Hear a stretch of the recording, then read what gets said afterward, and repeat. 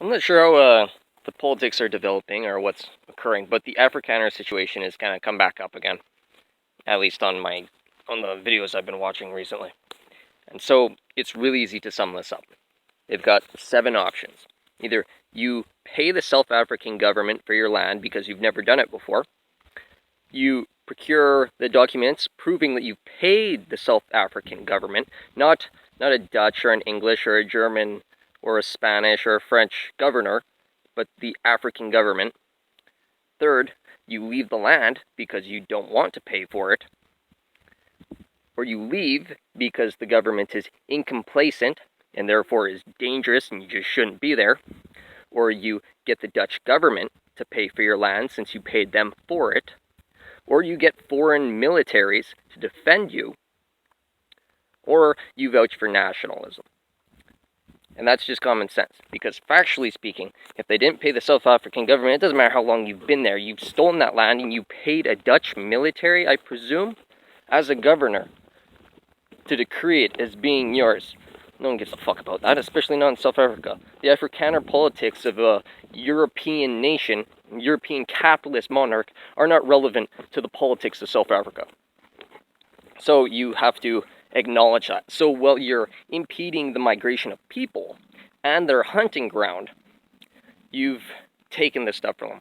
Now, an easy way of solving this for the African government is that they dictate the value of land per acreage, including the value of water and the value of lumber.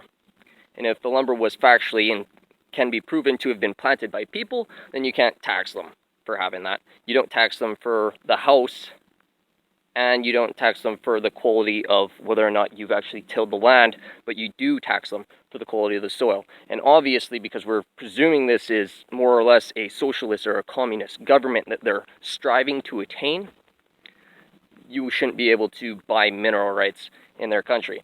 But that's a whole debate that we can just have or not have, whatever. So, if the African government can't come up with a reasonable and sound policy to supplement their current policies, then they shouldn't do anything. They should come up with those policies first. Now, if they can come up with a logical policy and pass it coherently, as justified as something that's not racial, but it's something that's political, well, then the Afrikaners have absolutely no right to their land until they pay the South African government, or prove that they have paid the South African government.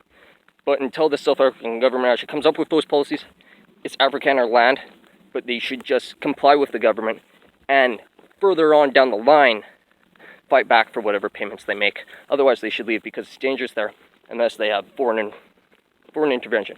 And they probably do. I naturally assume they do, but the whole situation is crazy. The Afrikaners bought guns. I would have a gun too if I was them.